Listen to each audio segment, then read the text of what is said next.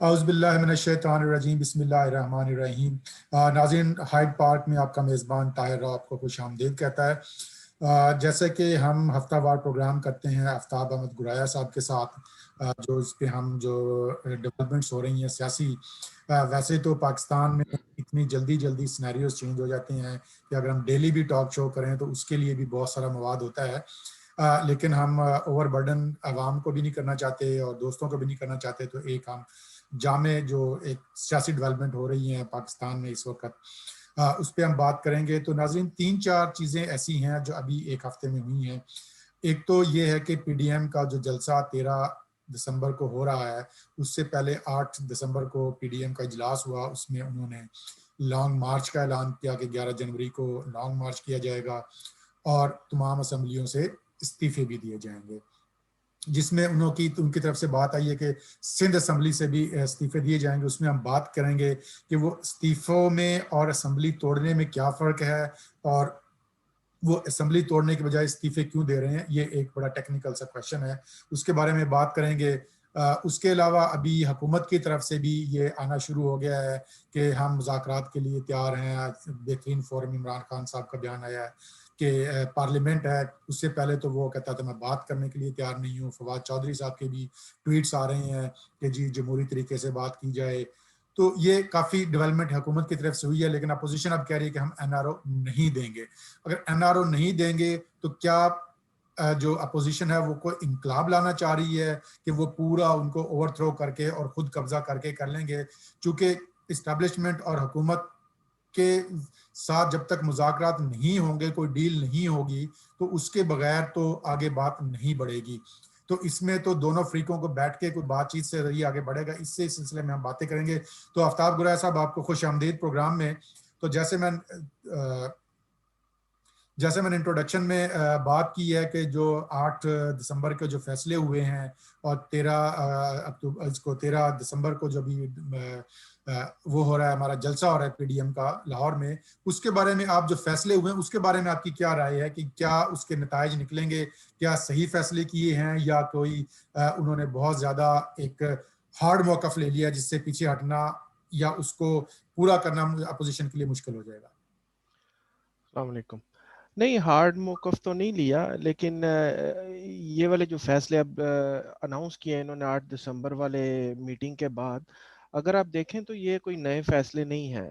ये जब एपीसी का जो एलामिया था, जब उसमें जलसों का ऐलान किया गया, तो जलसों से अगला फेज जब बताया गया तो वो यही बताया गया था कि पहला फेज जलसों का होगा और उसके बाद तहरीक जब अगले मरहले में दाखिल होगी तो उसमें फिर लॉन्ग मार्च भी होगा, इस्तीफे भी आएंगे और इसमें पहिया जाम और शटर डाउन सारा कुछ होगा। अभी जी। उसमें दो ही चीज़ें उन्होंने अभी तो उसमें बताई हैं कि इसमें इस्तीफे जो हैं वो 31 दिसंबर तक जमा किए जाएंगे, उसके बाद लॉन्ग मार्च जनवरी में उसकी डेट दे रहे हैं। लेकिन मेरा ख्याल है इससे पहले भी और भी माहौल को गर्म रखने के लिए शायद कुछ और भी एहतजाज के तरीके जो हैं वो बताए जाएं, कोई लाएअमल दिया जाए। अभी उसका उन्होंने क्लियर तो नहीं बताया, लेकिन जिसमें शटर डाउन भी हो सकता है, हड़ताल भी हो सकती है, पहिया जाम भी हो सकता है बड़े शहरों में। तो ये सारी चीज़ें हैं जो काउंटर पार्ट हैं इस्तीफों का और लॉन्ग मार्च का। जहां तक इस्तीफों की बात है तो इस्तीफे भी 31 दिसंबर की डेट शायद दी है उन्होंने कि उस वक्त तक जमा होंगे और उसके बाद इस्तीफों के बारे में थोड़ी सी मेरी रिजर्वेशन है। वो सिर्फ सिंध असम्बली के बारे में है, कि जैसे सिंध असम्बली एक वाहिद सूबा है सिंध जहाँ पे अपोजिशन की हुकूमत है। उस इसलिए सिंध का मामला जो वो थोड़ा सा टेक्निकल है और थोड़ा सा डिफरेंट है, इन ए सेंस कि अगर सिंध असम्बली से भी इस्तीफे दे दिए जाएं बाकी असम्बलियों के साथ ही और वो इस्तीफे डिले हो जाते हैं, क्योंकि इसमें काफ़ी सारी चीज़ें होती हैं। जैसे 2014 में धरने के दौरान भी इस्तीफे दिए पीटीआई ने, जी। लेकिन वो इस्तीफे तो मंजूर नहीं हुए, जी। वो इस्तीफे स्पीकर ने होल्ड किए रखे। हम्म। तो उसमें टाइम लग सकता है, इसलिए बाकी इस्तीफे दे दिए जाएं सारे एक साथ, या हम्म। पहले कौमी असम्बली का इस्तीफा दे दिया जाए। कौमी असम्बली से अगर 150 के करीब इस्तीफे आ जाएं तो वो काफी बड़ा ब्लो हो सकता है गवर्नमेंट के ऊपर। सूबाई असम्बलियों के होल्ड कर लिए जाएं, या अगर सूबाई असम्बलियों के भी देने हैं जैसा कि कहा जा रहा है इस वक्त, तो सिंध असम्बली को छोड़ के दे लिए जाएं, क्योंकि अच्छा, इसमें सिंध एक असम्बली बात है कि सिंध सिंध के असम्बली जो, से मुझे जरा कंप्लीट कर लेने दें। क्योंकि ठीक, सिंध असम्बली से इस्तीफे देने का मतलब ये है, या असम्बली तोड़ने का, स्टेट वे गवर्नर राज, जी, कि इससे ये होगा कि जो पीटीआई की एक दरीना ख्वाहिश है सिंध पे कब्जे की, वो पूरी हो जाएगी। हम्म, तो आप अ, उनको एक स्पेस दे रहे हैं, तो ये वाली स्पेस उस वक्त तक नहीं देनी चाहिए जब तक कि 100% कंफर्म ना हो जाए कि गवर्नमेंट जा रही है, या वजीर आजम इस्तीफा देने पे तैयार हो गए हैं, या as a last last resort के आपको सेनेट का इलेक्शन रोकना है। उसका जो उसके लिए मुझे उसमें लीगल जो है वो मुझे भी कंफर्म नहीं हूँ कि अगर एक असेंबली डिसॉल्व हो जाए तो आया पूरा सेनेट का इलेक्शन रुकेगा या सिर्फ उस सूबे का सुबह रुकेगा। का ये तो सिर्फ ये एक लीगल इशू है जिसके बारे में मैं श्योर भी नहीं हूँ। तो मेरा कंसर्न सिर्फ ये है कि जो सिंध असेंबली का जो है ना, वो बहुत सोच समझ के और बिल्कुल लास्ट पे ये एक्शन लिया जाना चाहिए। जी अच्छा, मेरा ये ख्याल है कि देखें, जैसे अभी जो इस्तीफे जो सोशल मीडिया पे जो सर्कुलेट हो रही हैं, तो पिछली दफा भी जो जाहिर बात है गवर्नमेंट तो नहीं चाहती कि इस्तीफे मंजूर किए जाएं, कोई भी हो, जैसे नवाज शरीफ की गवर्नमेंट नहीं चाहती थी, वरना करना चाहते तो वो 1 मिनट में वो इस्तीफे जी मंजूर करके उनको जी। फारिग कर देती थी, लेकिन ये हुकूमत के मुफाद में नहीं होता कि आप इस्तीफे मंजूर करें। और वो और वैसे भी जिस तरह के इस्तीफे सर्कुलेट कर रहे हैं पार्टी चेयरमैन के नाम, पार्टी मैं यही सदर, बात वो मैटर नहीं करते। जी एग्जैक्टली यही मेरा हाँ, पॉइंट है कि जब तक कि स्पीकर के नाम पे ना हो, जी वो इस्तीफा लीगली वैलिड नहीं होता, जी और वो आप जाके खुद उनको नहीं दे के आएंगे हैंड ओवर करके, और वो पूछ भी सकता है कि जी आप क्यों देना चाह रहे हैं रिजाइन, तो वो डायरेक्टली उसको ना दिया जाए उनके एड्रेस करके, तो वो इस्तीफे नहीं होंगे। तो ये जो 31 मार्च को तक, जो 31 दिसंबर तक इन्होंने इकट्ठे करने हैं इस्तीफे, ये क्या पार्टी चेयरमैन और पार्टी प्रेसिडेंट के नाम पे ये होने हैं, या कि ये स्पीकर के नाम पे होने हैं? मेरा ख्याल है कि अभी तक जो इस्तीफे आ रहे हैं वो जो भी पार्लियामेंटेरियंस हैं वो आउट ऑफ कर्टसी या आउट ऑफ देयर लॉयल्टी दे रहे हैं। जी, अभी किसी भी पार्टी ने उनसे इस्तीफा मांगा नहीं है। मांगा नहीं, एग्जैक्टली। तो वो अपने रंग में, जैसे चेयरमैन के नाम लिख दिया, पार्टी सदर के नाम लिख दिया, तो वो इस रंग में दे रहे हैं, तो इनकी कोई वैल्यू नहीं है, जैसे मैंने अभी पहले बात की। जी, लेकिन जो अगर तो अपोजिशन वाकई सीरियस है पीडीएम इस्तीफे देने के बारे में, हम्म, जैसा कि लग रहा है कि अब जो है मामला ना वो सीरियस हो गया है। मजाक मजाक में वो कहते हैं ना, मजाक मजाक में शुरू हुई बात अब सीरियस हो गई है। सीरियस हो लेकिन गई। ये बात तो हर मजाक में शुरू भी नहीं हुई थी। तो मेरा हुस्न ज़न यही कहता है कि 31 दिसंबर तक जो इस्तीफे रिसीव किए जाएंगे वो स्पीकर के नाम होंगे। और इस तरह नहीं होगा कि जैसे पीटीआई ने किया था कि इस्तीफे दे दिए और बाद में वो कंफर्मेशन के लिए बुलाते रहे तो उधर गया कोई नहीं। और बहरहाल डिले टैक्टिसेस थे वो, जी, जो जी, भी थे। वो देना भी नहीं चाह रहे थे और वो एक्सेप्ट भी नहीं, देना भी वो अगर देना वो नहीं चाह एक्सेप्ट रहे कर थे, वो लेते तो लेना कर नहीं भी चाह लेते। रहे थे। तो विन विन की सिचुएशन थी दोनों साइड पे। लेकिन इधर जो है ना, इधर एक डेडलाइन आ रही है आगे सेनेट के इलेक्शन की, जी, जिसको अपोजिशन पार्टियां हर सूरत रोकना चाहती हैं। तो मेरा ख्याल है कि ये इस्तीफे जो है ना वो स्पीकर के नाम होंगे और प्रॉपर तरीके से दिए जाएंगे। हो सकता है वो सारे मेंबर जाके स्पीकर को खुद दे के आए, हम्म। जो भी तरीकाकार अपनाया जाए। लेकिन मेरा ख्याल है कि ये ऐसी मामूली चीज नहीं होगी, ये बहुत लेकिन बड़ी अगर बात होगी। स्पीकर और ये बड़े अगर प्रॉपर उसको तरीके से एक्सेप्ट आएंगे ना और दिए करें, जाएंगे। अगर स्पीकर एक्सेप्ट ना करे उनको, जारी बात है वो नहीं एक्सेप्ट करेंगे, तो वो तो डिलेइंग टैक्टिस यूज करेंगे अगर डायरेक्टली भी दे दिए जाए। हाँ देखें, उस उसमें सूरत में जैसे क्या मैंने होगा, कोई लीगल कोई उसमें रिकोर्स है इनके पास कि वो उस इलेक्शन कमीशन में जाएं और कहें कि अगेन लीगल रिकोर्स का जो है लीगल एस्पेक्ट, वो शायद मैं ज्यादा एक्सप्लेन ना कर सकूं। मैं हम्म, थोड़े सियासी बात करूंगा कि इस्तीफे जो आएंगे ना, जो मेरा ख्याल है, जो मेरा एनालिसिस है, वो ये है कि इस्तीफे उस वक्त आएंगे जब लॉन्ग मार्च इस्लामाबाद पहुंच चुका होगा, हम्म, गवर्नमेंट जो है वो बंद गली में जा चुकी होगी, और ये लास्ट हिट होगी जो इस्तीफों की होगी। मेरा ख्याल है ये क्राइटेरिया होगा। तो उसके बाद इस्तीफे कबूल होते हैं नहीं होते, ये शायद इररेलेवेंट ही हो जाए उस स्टेज पे उस पहुंचने स्टेज पे। तक। तो इसमें एक इशू ये आता है कि अगर देखें हुकूमत, इसने भी एक जो है ना वो एक स्पेकुलेट किया है अपोजिशन ने, और एक जुआ खेला है। तो जो इलेक्शन में हुआ था, जो सेनेट के जो चेयरमैन के खिलाफ तहरीक अदम इत्मीनाद आई थी, तो ये वाली सिचुएशन भी तो हो सकती है, बहुत सारे रिजाइन करने से इनकार कर दें। देखें, लेकिन दूसरी तरफ ये भी हो सकता है कि कुछ पीटीआई के लोग भी शामिल हो जाएं इस्तीफों में। ये तो सारे रूमर्स है ना। देखें, अभी ये जैसे कल वो पंजाब के वजीर कानून बात कर रहे थे कि नून लीग के 25-30 लोग उनके कांटेक्ट में हैं, हों, क्या फर्क पड़ता है? 150 की बजाय 140 इस्तीफे कौमी असम्बली में आ वो तो जाएं, उससे कोई 10-15 उससे से तो फर्क नहीं कोई फर्क पड़ता। नहीं पड़ता। 10-15 इस्तीफे पंजाब असम्बली में कम आ जाएं तो उससे फर्क नहीं पड़ेगा, और हो सकता है कुछ पीटीआई के लोग इस्तीफे दे दें साथ, क्या कहा जा जी। सकता है, क्योंकि अपोजिशन ये भी तो क्लेम करती है ना कि पीटीआई के लोग भी हमारे राब्ते में। तो ये सारे रूमर्स हैं। 20-25 इस्तीफे अगर कम भी आ जाए तो उससे फर्क नहीं पड़ता। बात ये है कि जैसे मैंने पहले बात की कि जिस स्टेज पे जाके इस्तीफे दिए जाएंगे, हो सकता है उस वक्त तक ये इस्तीफे वैसे इररेलेवेंट हो जाएं। लेकिन इसमें एक इशू है कि जैसे एक दफा आपको याद होगा 90s की जो पॉलिटिक्स थी, जिसमें ने लॉन्ग मार्च किया था, मंजूर भट्टो भी शामिल थे, बाद में उन्होंने जो नवाज शरीफ को छोड़ के, और बाद में वहीद काकड़ ने उसको जो बीच में मेडिएशन करवाई थी। तो इस सूरत में अभी जो है, अगर ये सिचुएशन डेडलॉक आता है, तो हम तो जो अभी इनका जो अपोजिशन का इत्तेहाद है, वो तो इस्टेब्लिशमेंट और हुकूमत दोनों के खिलाफ है, और वो दोनों के बारे में बात करता है। स्पेशली नवाज शरीफ ने जो नाम ले लेके कहा है, तो उसमें तो अगर एक बंद गली पे हुकूमत और वो डेडलॉक चली गई, तो उसमें तो फिर कौन इसको डायलॉग अरेंज करेगा, या कौन नेगोशिएट करेगा, और किस टर्म्स पे होगी? क्या अदालत इंटरवीन करेगी या इस्टेब्लिशमेंट करेगी? पहले तो हुकूमत और अपोजिशन लड़ती थी, तो बीच में जो फोर्स आके वो इंटरवीन करती थी, जैसे भी होना था। देखिए, इसमें मीडिएट तो वही करेंगे जो पीछे बैठे हुए हैं, जो पावर कॉरिडोर्स हैं। गवर्नमेंट तो इस पोजीशन में नहीं है, क्योंकि डायलॉग का माहौल तो बनाना होता है हुकूमत ने, ठीक है, जी। जिस जिसमें हुकूमत बुरी तरह नाकाम रही है। हम्म। पीडीएम की मूवमेंट शुरू होने से लेके अब तक के आप जो गवर्नमेंट के जो इकदामात हैं उनको देख लें, हम्म। तो गवर्नमेंट तो उसमें फेल है।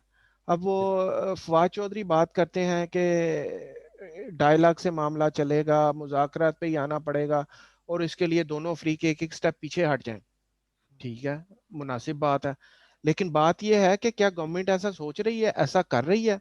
गवर्नमेंट के तो सारे एक्शंस जो हैं वो, एक तरफ आप कह रहे हैं कि जी डायलॉग के लिए आए, और दूसरी तरफ आप अपने कैबिनेट में रीशफल जब करते हैं तो शेख रशीद जैसे बंदे को आप वजीर दाखिला बना रहे हैं। ये एक अलग डिबेट है, शायद हम आप क्वेश्चन करें तो मैं आपको बताऊं कि इस ये पे बात करेंगे हम। कितना कोई ये अच्छा, इसमें लेकिन एक मुनासिब इशू। फैसला होगा। लेकिन यह है कि एक तरफ आप कह रहे हैं कि जी डायलॉग पे, और दूसरी तरफ आप एक गंदी जुबान वाले इंसान को आप वजीर दाखिला बना के बैठा देते हैं, तो फिर आप कैसे तवक्को करते हैं? तो इसमें यही है कि जब डेडलॉक हो जाएगा, और डेडलॉक होगा क्योंकि दोनों पार्टियां जो हैं वो अब अगर गवर्नमेंट कह रही है कि इस्तीफों के डायलॉग की टेबल पे आए, लेकिन अपोजिशन उसके लिए तैयार नहीं है। अपोजिशन की तो दो डिमांड्स हैं। पहले कि सबसे पहले तो प्राइम मिनिस्टर स्टेप डाउन करे, दूसरा जो इदारों की मुदाखलत है वो बंद हो। ये दो उनके पॉइंट्स हैं, उसके बगैर वो डायलॉग की टेबल पे आना नहीं चाह रहे। तो इसमें जब क्वेश्चन लॉन्ग यही, मार्च, जो जो मेरे लिए जो कंफ्यूजन है ना, जो मैं अभी तक क्लियर नहीं कर पाया कि इसका हल क्या निकलेगा। कि देखें, एक तरफ तो हम एम्पायर से अपोजिशन जो है वो अपील कर रही है कि आप इसको जो है, जो बैट्समैन है उसको एलबीडब्ल्यू करार दें या आउट डिक्लेयर करें। ठीक है। तो दूसरी तरफ हम एम्पायर पे भी इल्जाम लगा रहे हैं कि वो जानबदार है। तो हम देखें इसमें जो है, कैसे तो रखें कि वो हमारी बात मान के, जब हम उस पर खुद पे इल्जाम लगा रहे हैं तो कि जी आप जानबदार हैं और आप सही एम्पायरिंग नहीं कर रहे। जी, इसमें इसमें आप देखें ना तो बैकग्राउंड में काफ़ी चीज़ें चल भी रही हैं, पैगाम आ भी रहे हैं। अपोजिशन पार्टीज को मुख्तलिफ कॉरिडोर से पैगाम आ भी रहे हैं। सबसे पहले तो पीपल्स पार्टी का ही ले लें। गिलगित बल्तिस्तान के इलेक्शन से पहले मुबैना तौर पर, मेरे पास तो मुबैना ही बात करूंगा ना, कंफर्म बात नहीं है, जी। तो ये सुनने में आया कि पीपल्स पार्टी को ये ऑफर है कि आप पीडीएम को छोड़ दें तो आपको फ्री एंड फेयर इलेक्शन दिया जाएगा गिलगित बल्तिस्तान में, और आपकी हुकूमत में कोई रुकावट नहीं डाली जाएगी। पीपल्स पार्टी ने वो दाना चुगने से इनकार कर दिया। ठीक है, उसके बाद फिर जो गिलगित बिल्तिस्तान इलेक्शन में जो हुआ वो सबको पता है। जी इसी तरह दूसरी पार्टीज को भी मैसेज जा रहे हैं। और अब जो बात जो अभी मैं कहीं पढ़ रहा था वो ये है कि यहाँ तक ऑफर आ रही है कि वो कहते हैं कि हम वजीर आजम की कुर्बानी भी दे देते हैं, और जो कुछ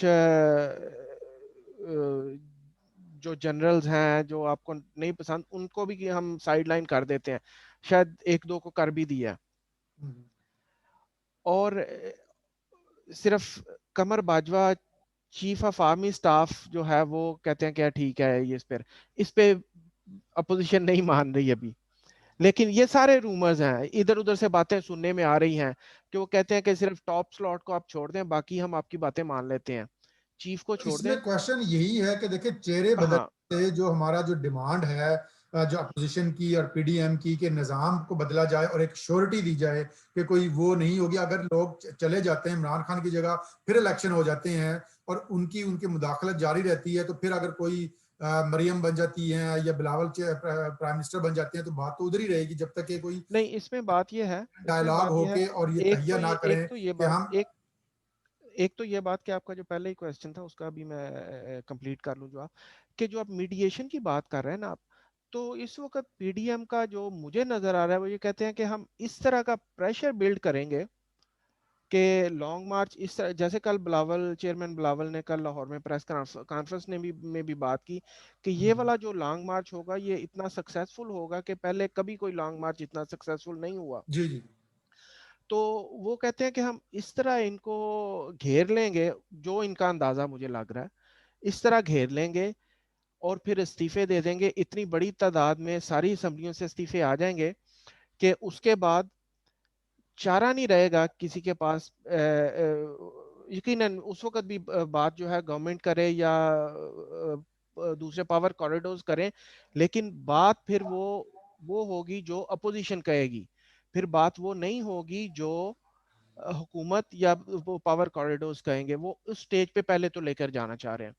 दूसरी बात जो कर रहे हैं आपके, अगर हुकूमत चली भी जाती है, ये मैंने पहले शायद एक आर्टिकल में लिखा भी कि ये जो बात है ना कि अगर गवर्नमेंट चली जाती है उसके बाद पीएमएलएन की गवर्नमेंट आ जाती है, पीपीपी की गवर्नमेंट आ जाती है, तो मामलात वहीं पे रहते हैं। नहीं, ऐसे नहीं रहने चाहिए, होना यही ये तो चाहिए। एक्चुअली मसला है कि ये जब भी मैंने पहले हुआ है कि ये मैंने मामलात वहीं पहले पे भी रहते हैं लिखा, सियासी तौर पे। अपने आर्टिकल्स में भी मैं बार बार ये चीज लिख चुका हूँ कि ये इनको चार्टर ऑफ डेमोक्रेसी में इन सारी पार्टियों को इस चीज पे मुत्फिक हो जाना चाहिए कि कल को किसी पार्टी की गवर्नमेंट आ जाए, पीपीपी की आ जाए, नून लीग की आ जाए या कोलेशन आ जाए, कुछ आ जाए, ये सारी पार्टीज इस चीज पे मुत्फिक हों कि हमने ऐसी लेजिस्लेशन करनी है जैसे हमने 18वीं तरमीम में की, ऐसी लेजिस्लेशन करनी है कि इदारों को इतनी सख्ती से पाबंद कर दिया जाए उनके कॉन्स्टिट्यूशनल रोल तक कि कोई इदारा अगर चाहे भी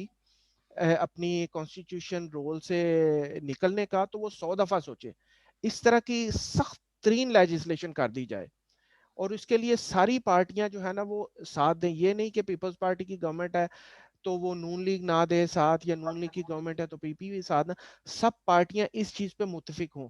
इदारों का रोल जुबानी कहने से तो खत्म नहीं होगा, जी बिल्कुल। इसके लिए आपको एक सख्त तरीन लेजिस्लेशन करनी पड़ेगी। हम्म। मुझे नहीं पता उसकी आउटलाइन क्या होगी, ये जो लीगल माइंड है वो ज्यादा बेहतर जानते हैं, लेकिन ये बहुत जरूरी है और इस पे सारी पार्टियों को मुत्फिक होना पड़ेगा। इदारों का रोल इसी तरह खत्म हो सकता है। इसके अलावा इलेक्शन की जो रिफॉर्म्स हैं वो इस तरह की जाएं कि ये पॉसिबल ही ना रहे, ये आउट ऑफ क्वेश्चन बात हो जाए कि इलेक्शन को टच किया जा सकता है। वो इलेक्शन इस तरह का बना दें, इस तरह की लेजिस्लेशन हो जाए, इदारा इस तरह का हो जाए। जैसे मैंने बात किया कि बातों से नहीं होगा, इसके लिए सख्त तरीन लेजिस्लेशन करनी पड़ेगी। उसकी क्या शेप एंड काइंड होगी वो मुझे नहीं पता, लेकिन मेरे जो मरकजी ख्याल है ना वो ये है कि ऐसी सख्त तरीन लेजिस्लेशन की जरूरत है। देखिए लेजिस्लेशन तो एक पार्ट है, हमारे मुल्क में बहुत सारी चीज़ों की लेजिस्लेशन हुई भी हुई है और उससे कुछ डिटरेंस होता है, लेकिन बात तो रवैयों की है ना कि माइट इज राइट। ठीक है, जब एक डाकू आपके घर में घुसता है गन पॉइंट पे, उसको पता है कि मैं अगर पकड़ा जाऊंगा मुझे चोरी की सजा भी मिलेगी और मुझे पुलिस भी पकड़ लेगी, लेकिन उसको परवाह नहीं होती। वो कहता है कि माइट इज राइट। गन का जो है वो अभी पाकिस्तान में जो ये इशू है कि जिसको भी आप थोड़ी सी पावर मिलती है, पहले हमेशा अदलिया जो थी वो सब सर्वेंट थी इस्टेब्लिशमेंट की, तो जैसे उनको थोड़ी सी पावर मिली, उन्होंने देखे आपके सामने क्या क्या रंग दिखाए। चौधरी इफ्तार चौधरी साहब का देख लें, जस्टिस साकिब निसार का देख लें, तो वो हर बंदा एक जो हमारे अंदर जो माइंडसेट है वो बादशाहत का, हर बंदा एक जो हमारे अंदर हर एक छोटे से छोटे बंदे काउंसिलर लेवल पे भी वो एक्ट ऐसे करता है कि जैसे बादशाह होता है, उसको फूलों के हार डाला जाए। वो उसको चौधरी जो होता है गांव में, उसका भी एक बादशाहत वाला होता है कि वो उसको अपनी राया समझ के उनसे अच्छा सलूक तो करते कर लेता है, लेकिन वो राया ही समझता है। तो जो एक हमारे जो पावर कॉरिडोर्स हैं उनका माइंडसेट मेरे नहीं ख्याल के, जो अगर मेरी लोगों से जिनसे बात होती है, तो जैसे अभी जो एक हमारी कौम तैयार होगी, जैसे मैं एग्जांपल दूंगा, अभी इमरान खान साहब ने बड़े फखरी अंदाज से इंटरव्यू में कहा कि जी आईएसआई मेरा फोन टैप करती है, और कहीं से भी मैंने एक जैसे एक कॉन्वर्सेशन होती है आम लोगों से, दोस्तों से, आप सोसाइटी में होते हैं कि एक किसी ने डिसप्लेजर भी शो किया हो, this what's wrong into that, they are defending. तो जब तक एक हमारी क्या कौम इस लेवल पे आ गई है कि वो उसको रिफॉर्म्स को एक्सेप्ट करे और वाकई उसके लिए स्ट्रगल करने के लिए तैयार हो। देखें, इसमें दो चीज़ें हैं। एक तो लीगल एस्पेक्ट है, जो मैंने बात की कि कोई कॉन्स्टिट्यूशन में ऐसी चीज़ डाल दी जाए, ये तो एक है, एक ड्रावा है कि जो दिया जाए उससे कोई डरे ना डरे, ये एक अलग बात है। दूसरी जी बात है एक पॉलिटिकल अवेयरनेस की बात है कि आहिस्ता आहिस्ता आप देखें, अब हमारी जो बड़ी सियासी पार्टियां हैं वो उनमें इतनी मेच्योरिटी आ गई है कि वो जैसे जिस तरह के हालात अब हैं, अगर कोई कॉल आती तो कोई ना कोई पार्टी अब तक उस कॉल को एक्सेप्ट कर चुकी होती। लेकिन अब कॉलें आ रही हैं, सबको आ रही हैं, लेकिन कोई पार्टी उसको एक्सेप्ट करने को तैयार नहीं है। तो गुराया इस साहब, एक चीज ये भी हो सकती है, आपने बड़ी अच्छी बात की कि मेच्योरिटी आ गई है। हाँ, तो कोई इतनी ज्यादा पुरानी हिस्ट्री तो नहीं है। जब नवाज शरीफ की गवर्नमेंट थी 2 साल पहले, और जरदारी साहब और बिलावल साहब जो है ना वो बादशाहत का उनको लकब देते थे कि मुगल बादशाह बन गए हैं, और आप उनको इतना उनके खिलाफ बहुत ही स्ट्रॉन्ग स्टांस उन्होंने लिया था। इस्टेब्लिशमेंट के कहने से अगर आप कहते हैं कि 1.5 साल में मेच्योरिटी आ गई है, तो इट्स अ विशफुल थिंकिंग। नहीं देखें, हम तो उस पर बात करेंगे ना जो इस वक्त गिवन सर्कमस्टांसिस में हमें नजर आ रहा है। ठीक है, हो सकता है कल को गवर्नमेंट में आने के बाद नून लीग फिर उसी रविश पे वापस चली जाए, ये तो मैं नहीं कह सकता। लेकिन बात यह है कि अभी जो वादे वायद किए जा रहे हैं, जो बातें की जा रही हैं, मैं तो उसकी बेस पे बात कर रहा हूँ।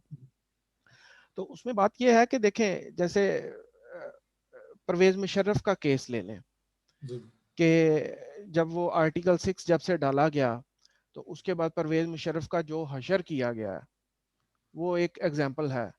और उसकी यही वजह है कि अब कोई भी ताले आजमा उस तरह आने की, ठीक है बैकग्राउंड में बैठ के वो सारा कुछ ही कर रहे हैं, गवर्नमेंट भी चला रहे हैं, सारा कुछ भी कर रहे हैं, लेकिन उस तरह सामने आने की जरूरत कोई भी नहीं कर रहा। कोई भी नहीं ठीक है, करेगा। तो बात यह है कि इसी तरह के एक दो मिसालें आप अदलिया में भी बना दें।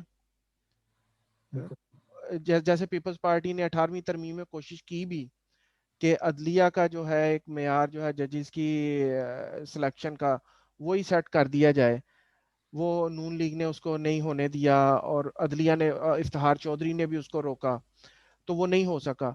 तो ये भी आप एक अगली तरमीम में इसको सारी पार्टियां अगर मुत्तफिक हो जाएं, तो अदलिया को भी ज़रा दुरुस्त कर दें, करने की कोशिश करें 18वीं तरमीम में, 18वीं तरमीम की तरह की एक तरमीम लेके आए कि हर ओहदे का एक क्राइटेरिया है, लेकिन जज का, इतनी बड़ी अदालत के लिए जज का क्राइटेरिया क्या है? ठीक है। अच्छा, इसमें लेकिन वो यही मसला है कि देखें, जब एक जो नवाज शरीफ साहब की स्पेशली 2 एग्जांपल्स हैं हुकूमत की, जो 3 दफा वो रहे हैं, तो अगर तो पार्लियामेंट को कहें आप स्ट्रांग करें, पार्लियामेंट मींस हुकूमत की, जाहिर बात है जो अक्सरियती पार्टी है, तो माइंडसेट, तो वो भी अगर उनको सबको कंट्रोल कर लिया जाए, और उनको वो कहते हैं कि उनका वो जो सांप का डंग निकाल लिया जाए अदलिया का और इस्टेब्लिशमेंट का, तो वो भी फिर एक मेरे ख्याल है कि वो एक मुगल बादशाह की तरह फिर बादशाह बन के बैठ जाते हैं, अगर उनके पास टू। देखें, बात यह है कि सीखना तो हमें है, सीखना तो है। अगर नहीं सीखेंगे, अगर नून लीग नहीं सीखेगी, पीपल्स पार्टी नहीं सीखेगी, तहरीक इंसाफ या दूसरी पार्टियां नहीं सीखेंगी, ठीक है आज तहरीक इंसाफ हुकूमत में है, कल को इसने अपोजिशन में जाना है, जैसे पीपल्स पार्टी और नून लीग अपोजिशन में गई हैं, अगर तो उन्होंने सिर्फ अपने 5 साल ही जेन में रख के तो मुल्क को चलाना है, तो फिर ये मुल्क ऐसे ही चलेगा। लेकिन अगर आपने ये सीख के चलाना है, इसमें आप ना जरदारी साहब के खिलाफ लोग बहुत बात करते हैं, जी, लेकिन मेरे हिसाब से जरदारी साहब बहुत विजनरी लीडर हैं। एग्जैक्टली। उन्होंने जो भी काम किया वो ये सोच के नहीं किया कि ये मेरे 5 साल हैं तो इसमें मैं अपने आप को मजबूत कर लूं। उन्होंने वो काम किए जो मुल्क के लिए बेहतर हैं, पार्लियामेंट के लिए बेहतर है, अवाम के लिए बेहतर है। उन्होंने सारी लेजिस्लेशन उसको बेस करके की। तो अगर आप लेजिस्लेशन ये सोच के करते हैं, अगर आप नैब को के इदारे को दुरुस्त सिर्फ इस वास्ते नहीं करते होने देते कि कल को मैंने पीपल्स पार्टी को इसमें पकड़ना है, और पीपल्स पार्टी के पकड़े जाने से पहले आप खुद काबू आ जाते हैं, तो फिर तो ये ऐसे ही चलेगा।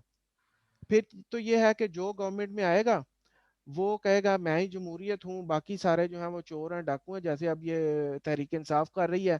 कल को नून लीग आएगी, वो भी अगर यही रोल अपना लेते, और उन्होंने अपनाया भी जी, माजी में। तो अगर हम इससे सबक नहीं सीखेंगे तो ठीक है, फिर बारी बारी मार सारे खाएंगे। आज अगर नून लीग और पीपल्स पार्टी मार खा रही है तो कल को तहरीक इंसाफ खाएगी।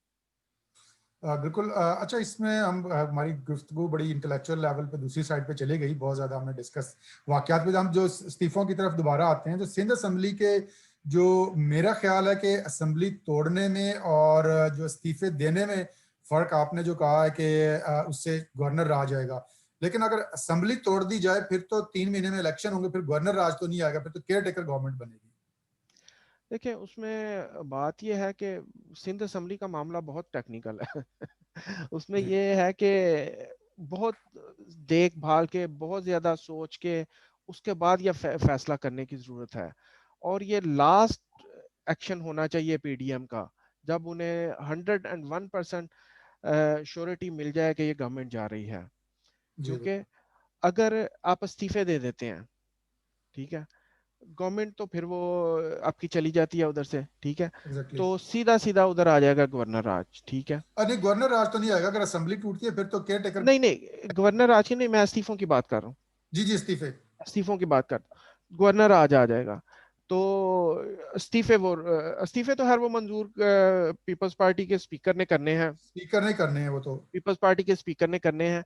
तो बात यह है कि अगर बाकी असेंबलियों के इस्तीफे मंजूर नहीं हो रहे, वो पड़े हुए हैं, और तो वो सिर्फ सिंध असेंबली के इस्तीफे मंजूर करके तो आप अपने हाथ काट के फिर गवर्नमेंट को देने वाली बात है ना। जी, बिल्कुल। तो वो आखिर तो इस वास्ते सिंध असेंबली का जो मामला है ना वो बहुत टेढ़ा है, वो मेरे ख्याल में एक बहुत और सोच इशू भी समझ के है कि बात अगर करने की ये बात है। डायरेक्टली असेंबली तोड़ देते हैं, अगर डायरेक्ट असेंबली तोड़ देते हैं इस्तीफे देने की बजाय, मेरा जो अपना एनालिसिस है कि आई डोंट नो कि इट्स लीगल क्या है, क्योंकि अभी ये है कि अगर आप असेंबली भी तोड़ते हैं तो आपको कोर्ट में कोई चैलेंज हो सकती है कि आपने असेंबली क्यों हाँ तोड़ी। तो इसमें हाँ लेकिन अगर इस्तीफे देने के बाद फिर एक जवाब पैदा हो सकता है कि जी इतने मेंबर्स ने इस्तीफे दे दिए हैं तो इफेक्टिवली रन करना जरूरी नहीं है, इसलिए मैं असेंबली तोड़। हाँ हाँ, वो तो यही हो सकता है ना कि पीपल्स पार्टी के और अपोजिशन के जो भी उधर मेंबर्स हैं वो इस्तीफा दे दें, तो उसके बाद चीफ मिनिस्टर एडवाइस कर दे कि जी असेंबली डिसॉल्व कर दें। जी, लेकिन उसमें भी जो है वो इशू ये है कि गवर्नर वो चीफ मिनिस्टर की एडवाइस कबूल करता है नहीं करता। मेरा एग्जैक्टली। ख्याल है कि शायद वो बाउंड होता है गवर्नर, वो और करना एक होता है। एक सर्टन टाइम के बाद अगर वो नहीं भी कबूल करता तो वो शायद ऑटोमेटिकली डिसॉल्व हो जाती है। इस तरह की कोई चीज है तो। अच्छा, दूसरा अभी जो लास्ट आया है सिंध असेंबली का अलावा, जो एक तरफ तो हम बात कर रहे हैं और ये जो रूमर्स आ रही हैं या खबरें आ रही हैं डिफरेंट क्वार्टर से कि वो पैगाम भेज रही है एस्टेब्लिशमेंट, और जो है ना वो हुकूमत भी भेज रही है मुज़ाकरात के लिए और अलग अलग तोड़ने के लिए भी उनके इत्तेहाद को कि आप हमारे साथ डील कर लें। तो जिस वक्त इजाज शाह को बनाया गया था वज़ीर दाखिला, और उस वक्त चूंकि वो इमरान उसके जो शरफ के भी राइट हैंड थे और उनका बीबी ने नाम भी लिया था, उस वक्त वो सेक्रेटरी दाखिला थे शायद या जो भी थे, पता नहीं मुझे एग्जैक्टली याद नहीं उस वक्त उनके पास क्या पोजीशन थी। तो या एडवाइजर थे। तो उस वक्त भी यही बातें हुई थी कि जी हुकूमत ने अपोजिशन को टफ टाइम देने के लिए इनको बुलाया है और देखें जी ये आ गए हैं तो यूं हो जाएगा, और उन्होंने बड़े बयानात भी दिए हम ये कर देंगे वो कर देंगे। अभी जो शेख रशीद को बनाया है इसका क्या ये नर्व्स की गेम है एक दूसरे पे, जो वो कहते हैं ना कि ब्लफ खेलने वाली बात है कि हम बड़े तकड़े हैं, हमें कुछ नहीं हुआ, इसलिए बनाया गया है, या वाकई हुकूमत जो है ना इनको क्रश करना चाहती है? लेकिन शेख रशीद का तो कोई ऐसा बैकग्राउंड नहीं है कि जिसका कहीं, वो एस्टेब्लिशमेंट का तो डेफिनेटली वो बंदा है, लेकिन वो एस्टेब्लिशमेंट का टाउट है। लेकिन ये नहीं कह सकते कि जी वो ब्यूरोक्रेसी का बंदा है और उस पे बड़ा, उस पे आईबी पे भी उसका कंट्रोल है और उसका पुलिस पे भी कंट्रोल है और उसका बाकी एफआईए पे और बाकी चीजों पे ऐसा मजबूत कंट्रोल है कि वो एक, जिसको कहते हैं ना आनी हाथों से वो निपटे अपोजिशन को। मुझे इस किस्म के मिक्स सिग्नल दिए हैं गवर्नमेंट ने ये। ये एक ऐसा फैसला गवर्नमेंट का जिसका मेरे ख्याल शायद उनको खुद भी नहीं पता उन्होंने क्या किया। देखिए बात यह है कि शेख रशीद, अगर उसको अपोजिशन के साथ मुकाबला करने के लिए कोई वजारत देनी थी ना, तो उसको इंफॉर्मेशन मिनिस्ट्री दे देते, जी। क्योंकि उसकी एक ही हासियत है, गंदी जुबान। गंदी ठीक जुबान, है, बिल्कुल। उसके अलावा उसकी कोई हासियत है नहीं। जी। बहादुर तो वो इतना है कि जब वो एटमी धमाके होने थे दुबई जाके बैठ गया था। वो जाके तो बैठ गया था, इतना बिल्कुल। इतना बुजदिल आदमी, उसको आप टास्क दे रहे हैं अपोजिशन के लॉन्ग मार्च को हैंडल करने का। तो ये तो, इससे सबसे बड़ी नालायकी तो वजीर आजम की सामने आती है कि जो कहता था कि मुझे पता है कि मैंने किस खिलाड़ी को किस जगह पे खिलाना है, इसको तो यही नहीं पता कि अपनी फील्ड की प्लेसमेंट कैसे करनी है। कि शेख रशीद की एक ही हासियत है, गंदी जुबान बोलना, झूठ बोलना, और जो भी गंदी जुबान है जिस तरह की वो इस्तेमाल करना। तो उसके लिए तो बेहतर था कि उसे इंफॉर्मेशन मिनिस्ट्री दे देते। क्यों उधर वो शिबली फराज बेचारे को, शरीफ आदमी को जलील करवा रहे हैं? मतलब उसका मैदान भी नहीं है, शरीफ बाप का बेटा है और वो गंदा हो रहा है, खुद भी बाप का नाम भी गंदा कर रहा है। तो इसको करते, ये गंदा आदमी था, गंदी जुबान है इसकी, इसको इंफॉर्मेशन मिनिस्ट्री दे देते। इसको उठा के दे दिया इंटीरियर मिनिस्ट्री, वो जो खुद मतलब इतना ये बुज़दिल मिक्स आदमी है। सिग्नल है ये। और वो कहते हैं ना, शेर है, हंजर उठेगा ना तलवार इनसे, ये बाजू मेरे आजमाए हुए हैं। ये तो बैकफायर करेगा इनको लॉन्ग मार्च में। इसकी तो इतनी औकात ही नहीं है, इतनी तो इसका दिल गुर्दा ही नहीं है ये कि ये, क्योंकि जो एक्सपेक्ट किया जा रहा है जिस लेवल पे, गवर्नमेंट को भी रिपोर्टें जा रही होंगी इसकी, इसी वास्ते ये इनको ये डायलॉग भी याद आ रहे हैं और ये मिनिस्ट्रीज भी चेंज कर रहे हैं। इनको भी अंदाजा है कि पीपल्स पार्टी और नून लीग और मौलाना जब मिलके निकले, तो तीनों के पास स्ट्रीट पावर है। जी। नून लीग के पास पंजाब में बहुत वोट बैंक है और उनको, उनके ठीक है, उनके पास ये वाला एक्सपीरियंस नहीं है, लेकिन पीपल्स पार्टी उनके साथ जब मिलके चलेगी तो फिर इनको अंदाजा होना चाहिए कि कितना बड़ा लॉन्ग मार्च आ सकता है। तो जी, बिल्कुल। उसको डील करने के लिए ये अगर शेख रशीद को लगा देते हैं, तो वो मुझे वो एक, वो पंजाबी की एक मिसाल है कि वो जो कहते हैं कि कंजरी नू पीना पै गया, कि अब ये इनके, इसके तो बस की बात नहीं है, ये तो बैकफायर करेगी।